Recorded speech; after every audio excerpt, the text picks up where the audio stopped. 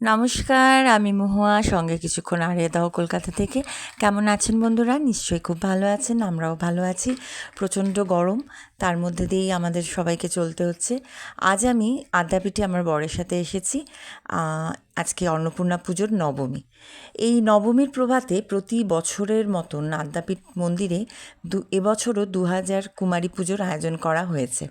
তাই সকাল থেকে আপনারা দেখতে পাচ্ছেন কুমারীদের পূজা প্রস্তুতি চলছে। এত বড় একটা আয়োজনের জন্য আদ্যাপীঠ কর্তৃপক্ষ অবশ্যই ধন্যবাদ প্রাপ্য।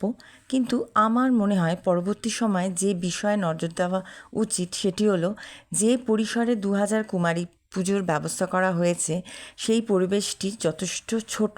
অতিরিক্ত গরমের জন্য যে কোনো সময় শিশুরা অসুস্থ হয়ে পড়তে পারে। পড়ে যাওয়াটা অস্বাভাবিক কিছু নয়। আগামী বছরগুলিতে কর্তৃপক্ষকে এই বিষয়টি দৃষ্টি আকর্ষণ করছি। আর যে কথা সবসময় বলি, আমরা সবাই খুব ভালো থাকবো, অন্যদেরও ভালো রাখার চেষ্টা করব। আর আমার ব্লগটা কেমন লাগলো অবশ্যই কমেন্ট, শেয়ার অ্যান্ড লাইক দেবেন। আজ এইটুকুই, আবার অন্য ব্লগে অন্য কিছু নিয়ে। নমস্কার।